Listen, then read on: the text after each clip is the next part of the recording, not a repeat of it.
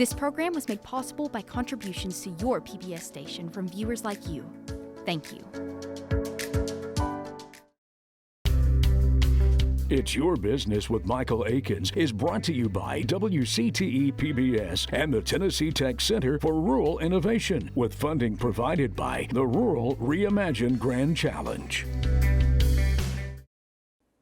The world of entrepreneurship can be a difficult world to navigate, but that is the purpose of this show, to bring stories from the people who have been on both sides of the coin, from building up the courage to take that first step, to navigating through the process, and ultimately to achieve their dream of owning their own business. Join us as we meet these brave entrepreneurs and learn from their journeys.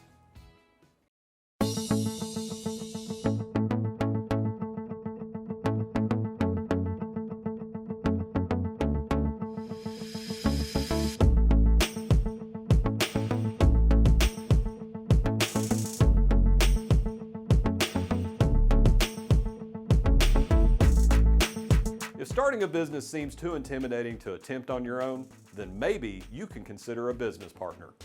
After owning individual businesses in the past, two friends in Jamestown, Tennessee felt that their talents and interests complemented each other's in a way that could make them great business partners, even bringing in a third partner to help seal the deal. And now their business is thriving and growing, and they can't wait to see what the future holds.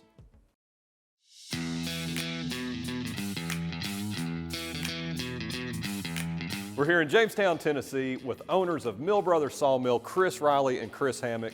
Guys, welcome to the show. Thanks for having us, Michael. Yeah, thanks. So let's get started. Tell us about Mill Brothers. What do you all do here? So Mill Brothers started as a portable sawmill operation. As we got a location, we ended up doing in-house service as well. So that looks like either people bring logs to us, we mill them here, or we go to their farm land on site and we mill them for them. And then as it goes, we shift it into doing some custom retail. And so one of the niche things that we do is a lot of things that you can't buy at a package store. We can custom cut whatever you need for your project.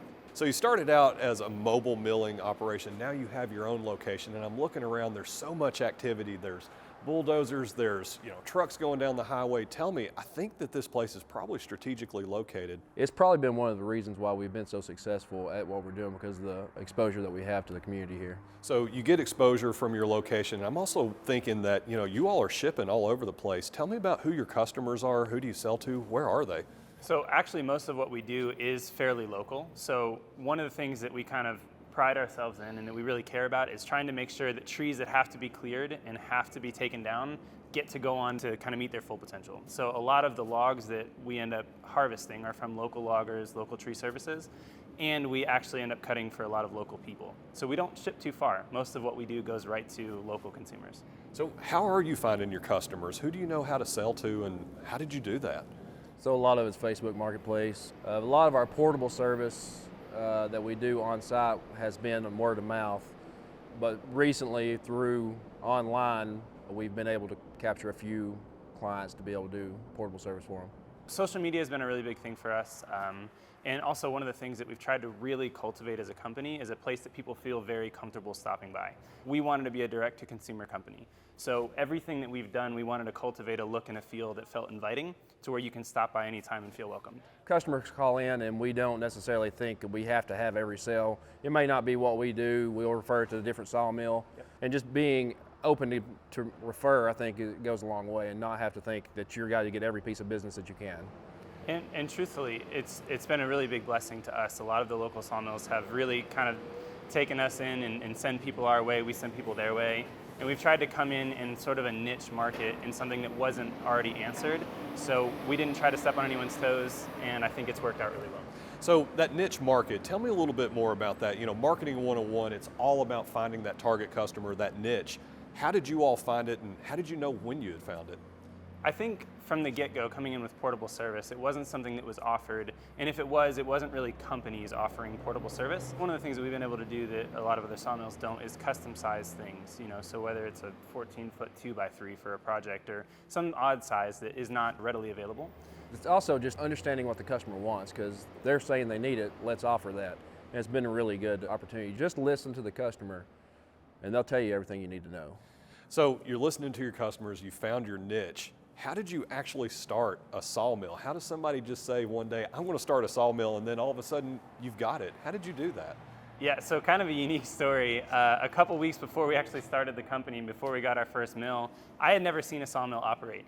I come from kind of an entrepreneurial background. I've had a few businesses, and I was in the process of selling one, and I found out what this machine was at my daughter's birthday party. A friend of mine was over, and my mother and I were actually looking for a piece of equipment to invest in for the farm. And we wanted to build stuff. We knew that we'd like to be able to harvest our own lumber. And so I saw what it was, started looking into it, thought maybe I'll start a side hustle and sell some lumber if I get one. And I had told Chris a few months before, I said, hey, if we ever had a business idea together, I think we'd actually do really well together. We're total opposite personalities, we get along great, and it felt like an interesting chemistry, and we've been friends for a long time. And so when he called me and said, hey, basically my life is a little more flexible than it was before, I said, great, I'm coming to your house. And so I showed up at his house, said, I think maybe we should see about starting a company together. Let's work it around a sawmill. And that day we had a name, and then we were figuring out what we need to do about getting a mill and how we were going to fund it. And within a couple of weeks we had the mill lined up, and from there we're just learning as much as we can. Which, for the record, I want to say we dove in deep, and so we've got really proficient very quickly. Tell me about your different skill sets and how you actually make it work. So I'm production. I've been a production manager for quite a few years. I've owned my own business with a roofing business. And so my mindset is all production based, geared towards, getting as much product out and as great a quality as possible.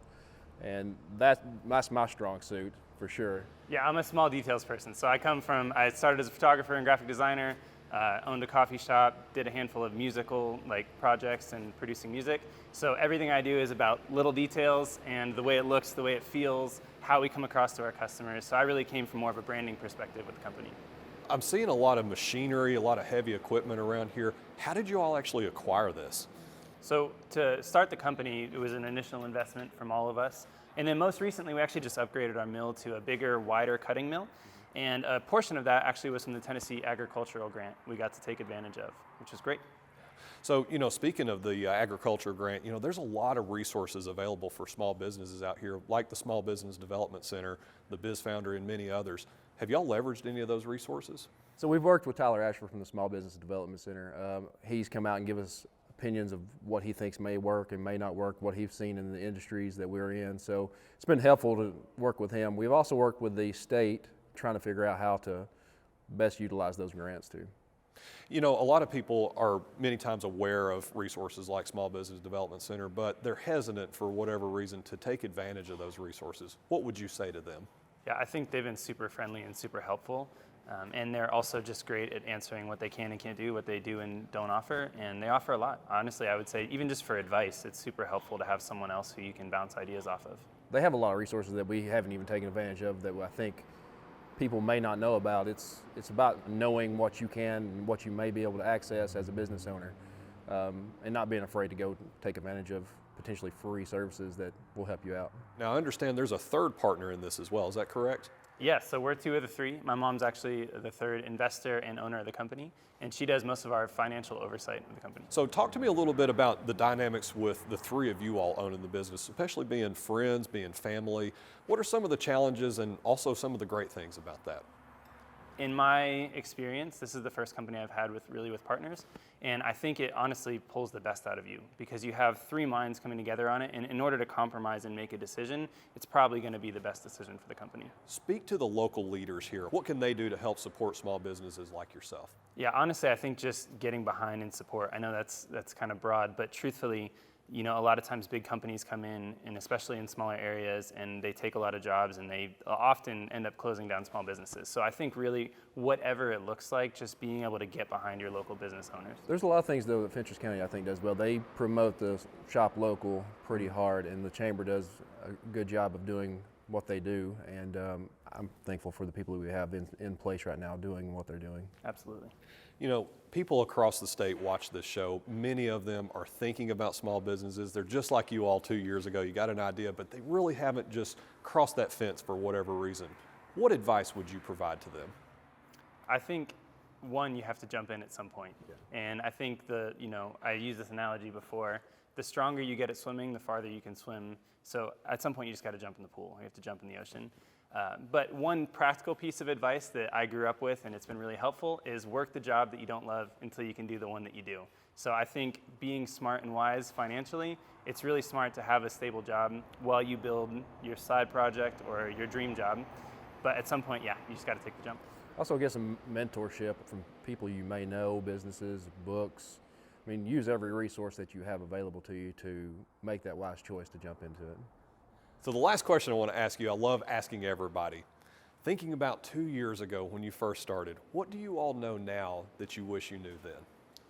So probably accounting, having a better understanding of what the financial side of a business, how it operates, going into it with a better understanding would have been great, because there's a lot of things you don't know as a business owner. If I'd understood that, I think we'd have been better off at this point today. One of the practical things is just understanding cash flow. You know, this company handles it a little bit different than previous ones that I've been a part of. And something that I knew before, but I've learned even more, is just the most important new customer you'll ever get is the one that you already have. And so taking good care of your customers. Chris, I want to thank you so much for being on the show. This has been a great interview. Oh, thanks so much, Michael. Thank you.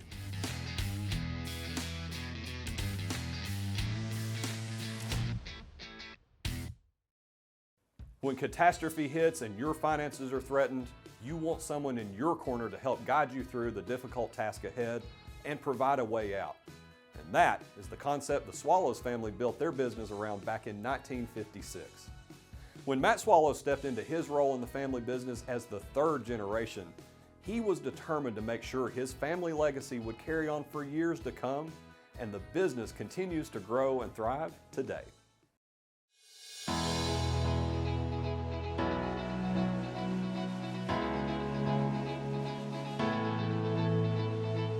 We're here in Cookeville, Tennessee, speaking with Matt Swallows, President and COO of Swallows Insurance Agency.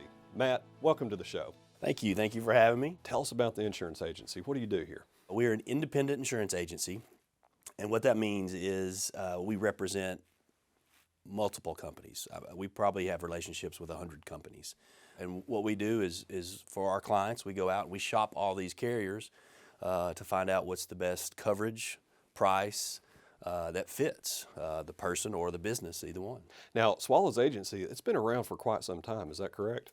That is correct. My grandfather, Elmo Swallows, started it in 1956 in Livingston.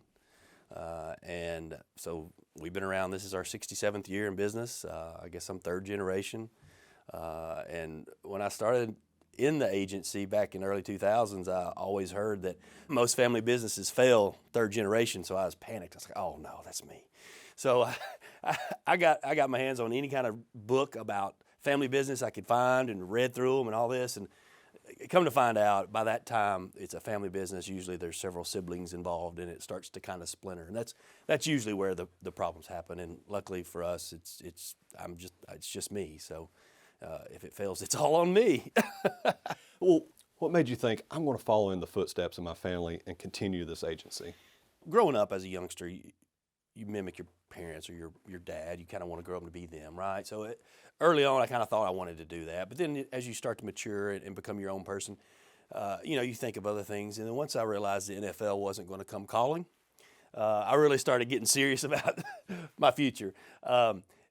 One thing that stood out to me that I always admired, wondered about, I guess wanted to mimic was my dad. So when we would go on family vacations, or we'd just be out as a family and we would drive by a business, he would be able to tell us a little bit about that business, how it runs, what makes it tick. And it just amazed me. How does he know about all these different industries and businesses? And then as I kind of started to put that together, I'm like, in the commercial insurance world, like, we have to know a lot about every business that we cover.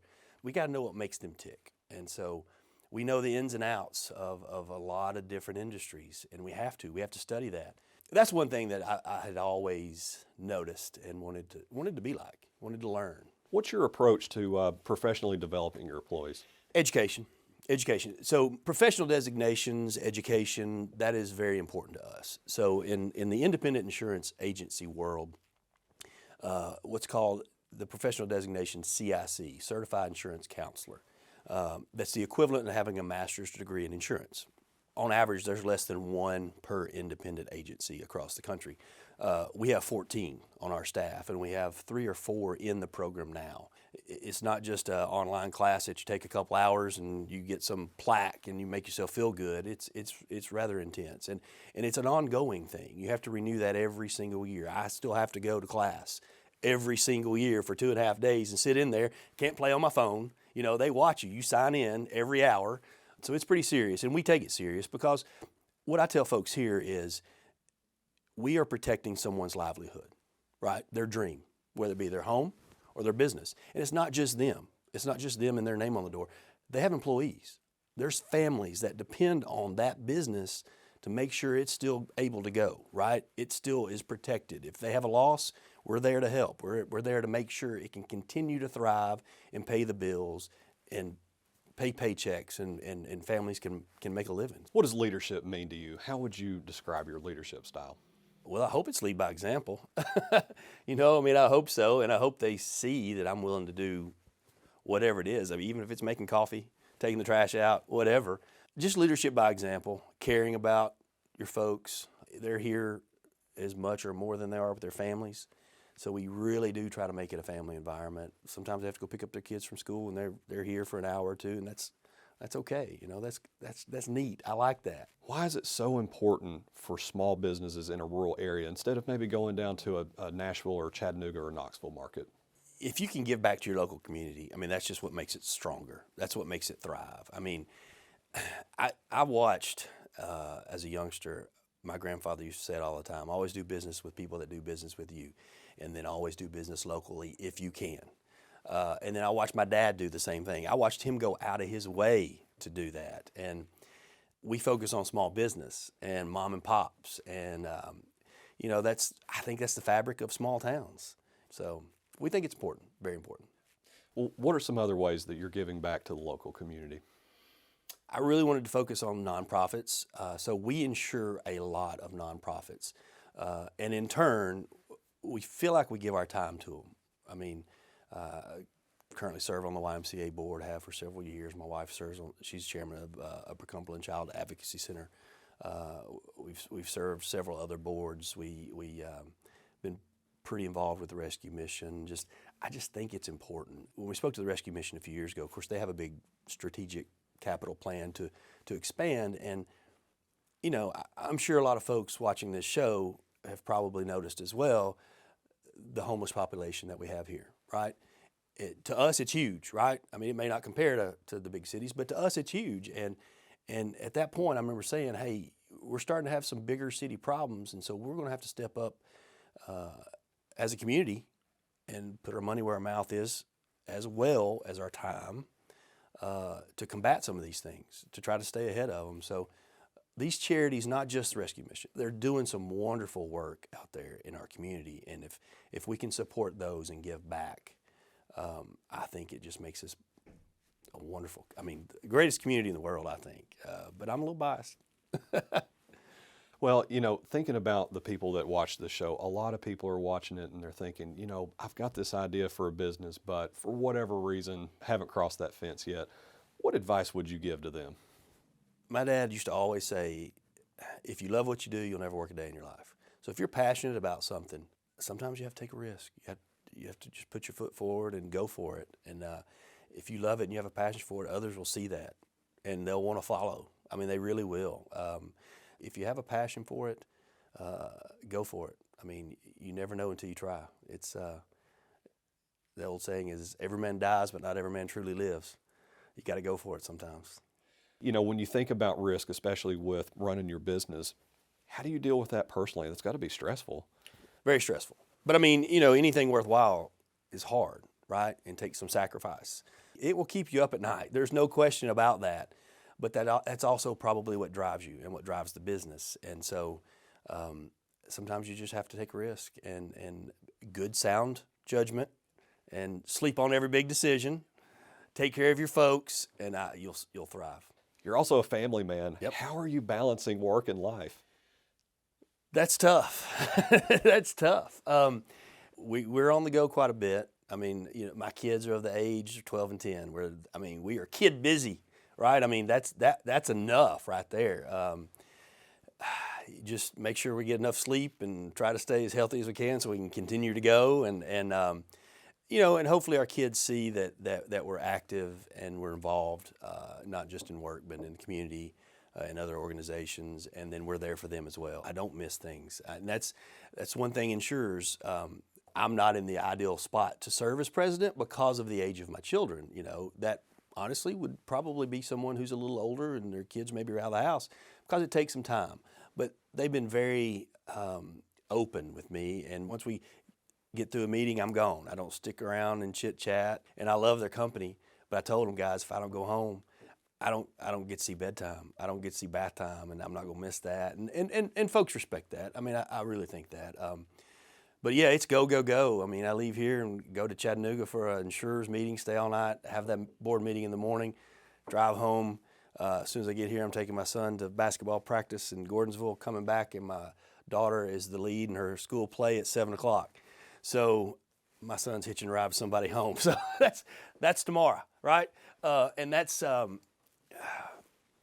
most days aren't very different, but I wouldn't miss any of it. It's awesome. It sounds like you're loving every minute of it. It's the greatest gift of life. So you're a president, you're a dad, you're community focused. Matt, I really appreciate you coming on the show today. It's a great conversation. Thank you, I appreciate it. And I'd say I'm a dad first, so.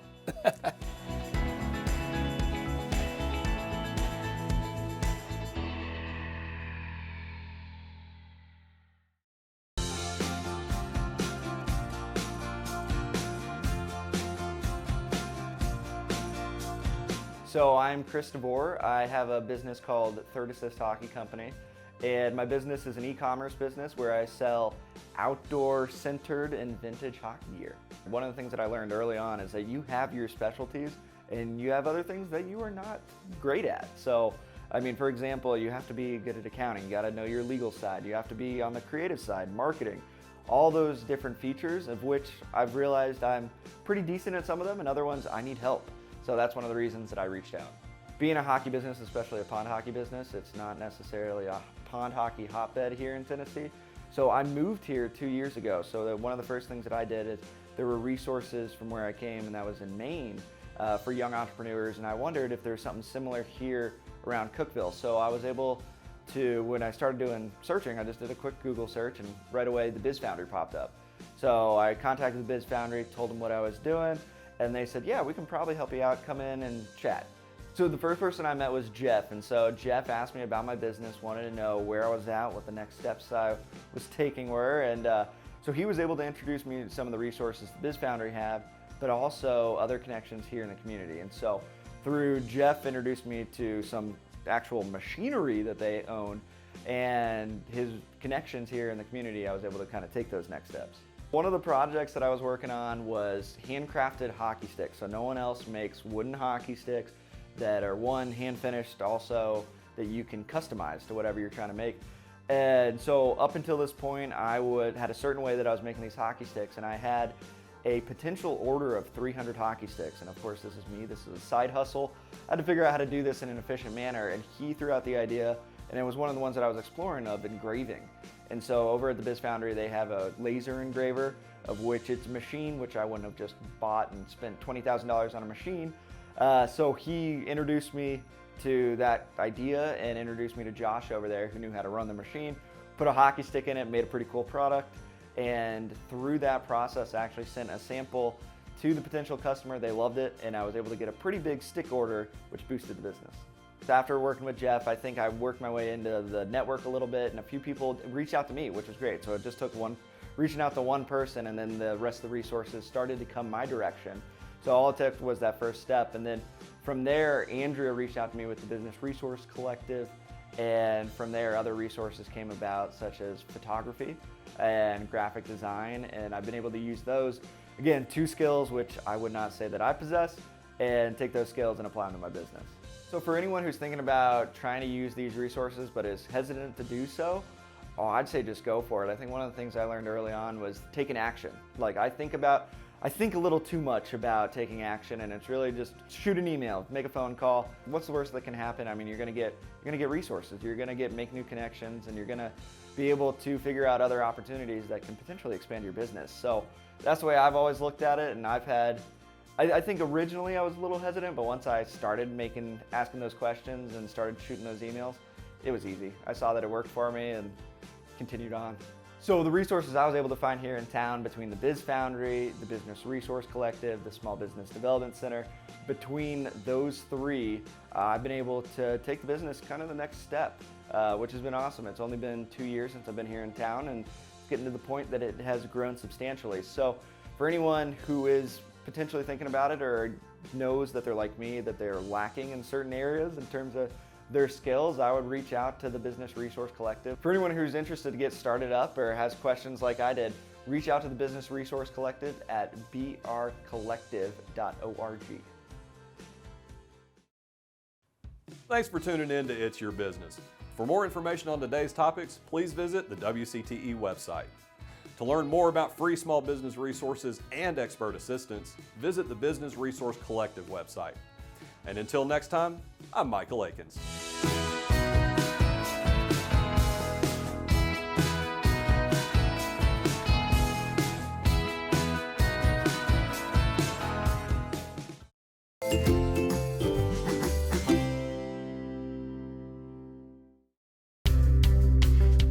It's Your Business with Michael Aikens is brought to you by WCTE PBS and the Tennessee Tech Center for Rural Innovation, with funding provided by the Rural Reimagine Grand Challenge. This program was made possible by contributions to your PBS station from viewers like you. Thank you.